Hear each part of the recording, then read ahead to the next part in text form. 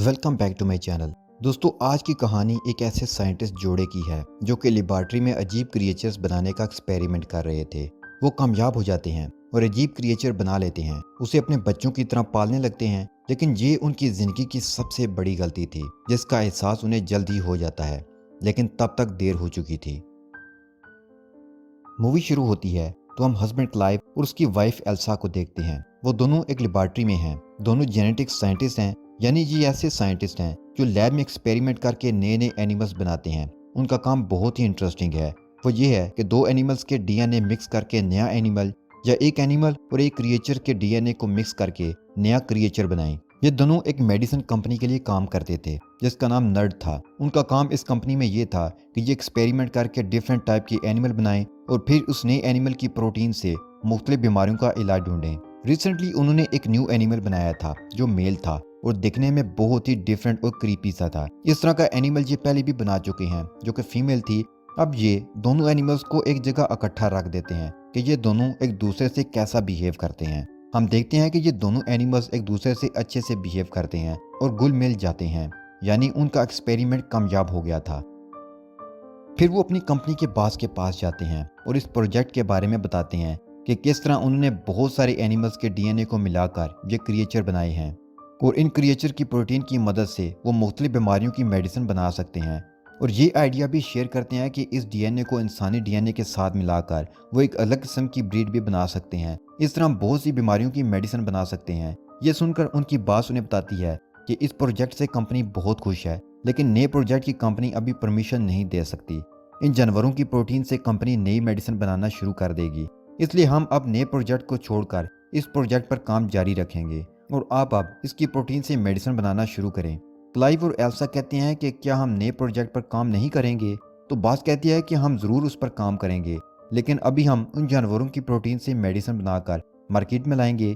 उसके बाद तुम्हारे प्रोजेक्ट पर भी काम शुरू कर देंगे। यह सुनकर दोनों डिसअपॉइंट हो जाते हैं क्योंकि दोनों जेनेटिक साइंटिस्ट के इल्म की मदद से कुछ नया करना चाहते थे। इसलिए दोनों डिसाइड करते हैं कि हम सीक्रेटली इस प्रोजेक्ट पर काम करेंगे। अब दोनों छुप कर ये काम करना शुरू कर देते हैं।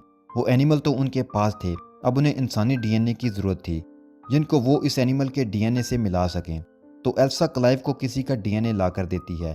क्लाइव उससे पूछता है कि ये डीएनए किसका है, तो वो बताती है कि किसी अननोन इंसान का है।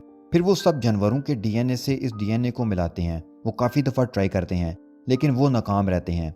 अब एल्सा एक और डीएनए लेकर आती है और कहती है कि ये डीएनए अच्छा है। अब दोनों इस पर काम शुरू कर देते हैं और दिन रात काम करते हैं। अब वो देखते हैं कि उनका एक्सपेरिमेंट कामयाब होता नजर आ रहा है। इंसानी डीएनए जानवर के डीएनए से मिल रहा है और उनको यूनिक डीएनए मिल जाता है जो इंसान और जानवर के डीएनए से मिलकर बना था। यहाँ क्लाइव कहता है कि ये करना इलीगल है, इसलिए उसे आगे बढ़ाना नहीं चाहिए, लेकिन एल्सा इस एक्सपेरिमेंट को आगे बढ़ाकर रिजल्ट देखना चाहती थी। फिर वो इस डीएनए को लेकर एक रूम में जाते हैं जहाँ एक मशीन है। इस मशीन में कोई भी डीएनए डालने से वो बढ़ना शुरू हो जाता है और बढ़कर किसी जिंदगी की शक्ल इख्तियार करता है।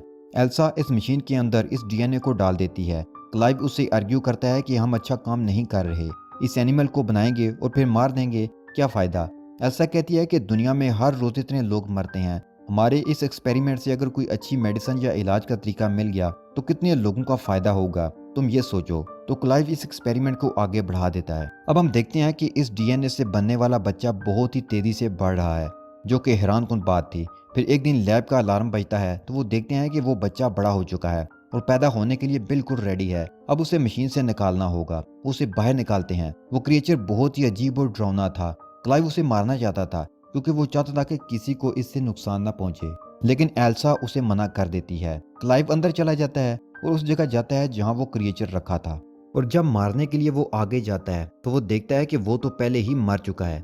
एल्सा कहती है कि ये मर चुका है इसलिए खतरे की बात नहीं है, तो वो इस बॉक्स को ओपन कर देती है। वो देखती है कि अंदर नजर आने वाली चीज स्किन है, एक होल है, उसके अंदर जो एनिमल था वो गायब है, यानी अब वो नया पैदा होने वाला एनिमल इसी लैब में है। फिर अचानक से वो क्रिएचर जिसकी अजीब सी शक्ल थी, उसके दो पैर थे लेकिन हाथ नहीं थे, वो उनके सामने आ जाता है। क्लाइव बाहर से देख रहा था और कहता है कि तुम बाहर आ जाओ, मैं लैब में जहरीली गैस छोड़ देता हूँ। लेकिन एल्सा बाहर नहीं आती और इस क्रिएचर से बात करती है कि मैं तुम्हें कुछ नहीं कहूंगी। तो वो क्रिएचर उसके पास आ जाता है, लेकिन इसी दौरान क्लाइव वहां राड उठाए आ जाता है, तो वो क्रिएचर वहां से भाग जाता है और वो दोनों वहां से बाहर आ जाते हैं। क्लाइव एल्सा से कहता है कि ये क्रिएचर खतरनाक हो सकता है और इसे हम कहाँ छुपाएंगे, इसलिए मुझे इसे मारना होगा। लेकिन एल्सा उसे ऐसा नहीं करने देती। फिर वो लैब में बेहोशी के लिए गैस छोड़ते हैं। उसे बेहोश करके वो उसे एग्जामिन करने लगते हैं। तो वो देखते हैं कि ये क्रिएचर फीमेल है जो बहुत फास्ट ग्रो कर रही है। एक वक्त आएगा कि ये जल्द ही मर जाएगी। उसका लाइफ स्पैन बहुत ही थोड़ा है। अब हम देखते हैं कि ये क्रिएचर ग्रो कर रहा है। उसके हाथ निकल आए हैं और उसका ब्रेन भी ग्रो कर रहा है। एल्सा उसे खाना खिलाती है और उससे इमोशनली अटैच भी हो जाती है। वो एक दिन उसे अल्फ़ाबेट्स देती है और कहती है कि इन्हें मिलाकर मेरा नाम बनाओ। तो वो अल्फ़ाबेट्स मिलाकर नर्ड बनाती है, जो कि उस मेडिसिन कंपनी का नाम है जिसकी लैब में ये क्रिएचर बना। ये नाम एल्सा की शर्ट पर लिखा था। तो ये देखकर एल्सा खुश हो जाती है क्योंकि इस क्रिएचर ने चीज़ों को पिक करना शुरू कर दिया था। ये फास्ट लर्नर थी। इसी दौरान वहाँ क्लाइव आ जाता है और एल्सा को पूछता है कि इसको बाहर किसने निकाला, इसे अंदर बंद करो और उसकी दुम को भी कवर करो। इस क्रिएचर की एक लंबी सी दुम भी थी। क्लाइव इस क्रिएचर को बिल्कुल पसंद नहीं करता था। एल्सा उसे कहती है कि उसे जानवर मत कहो, ये बहुत स्मार्ट है। उसने अभी अल्फ़ाबेट्स जोड़कर नर्ड लिखा, जिसको उल्टा पढ़ो तो ड्रेन बनता है।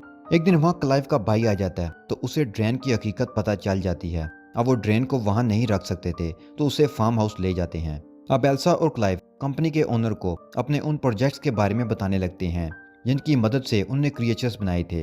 अब वो दोनों क्रिएचर्स को वहाँ ले आते हैं और एक ही बॉक्स में छोड़ देते हैं। लेकिन अचानक वो दोनों क्रिएचर्स आपस में लड़ने लगते हैं और एक दूसरे को बुरी तरह से जख्मी करके मार डालते हैं। ये देखकर सब मायूस हो जाते हैं। उनको पता चलता है कि इन क्रिएचर्स में से जो फीमेल थी उसका जेंडर चेंज हो गया था और वो मेल बन गई थी, इसलिए दोनों मेल आपस में लड़ पड़े। इस क्रिएचर में एक ऐसी एनिमल का डीएनए था जिसमें यह खासियत थी कि वो अपना जेंडर तब्दील कर सकता था। लेकिन एल्सा और क्लाइव को इस बारे में पता नहीं चल सका क्योंकि वो दोनों अपने ड्रेन वाले प्रोजेक्ट में कुछ ज़्यादा ही बिजी हो गए थे।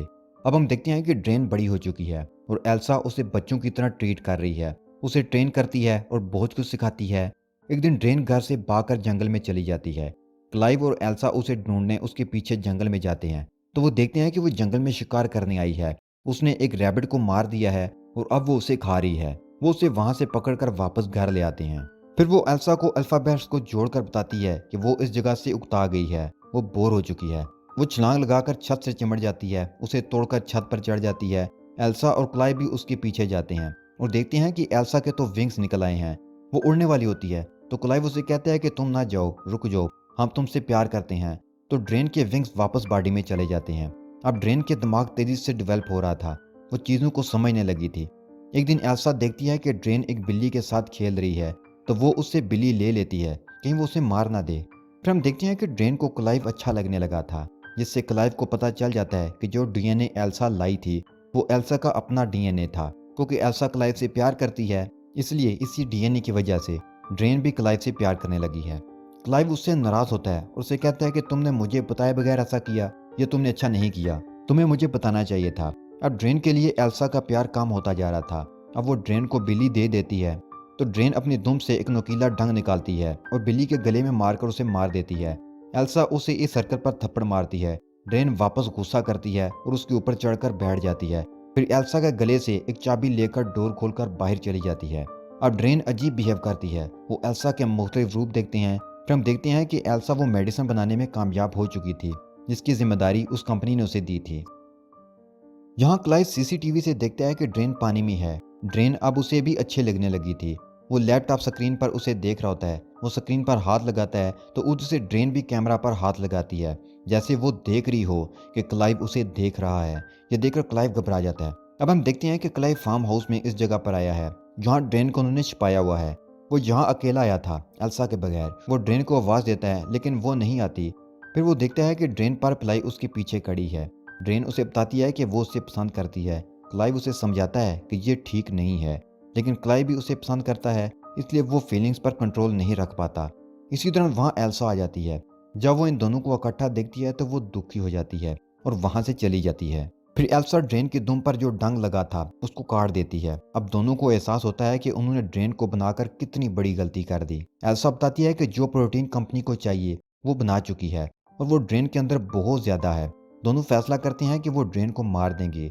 जब वो ड्रेन के पास जाते हैं तो वो देखते हैं कि ड्रेन तो ऑलरेडी मरने वाली है और फिर वो मर जाती है। उसका लाइफ साइकिल ही थोड़ा था। उसके मरने के बाद वो उसे दफन कर देते हैं। फिर वहाँ क्लाइव का भाई अपने बॉस के साथ आ जाता है।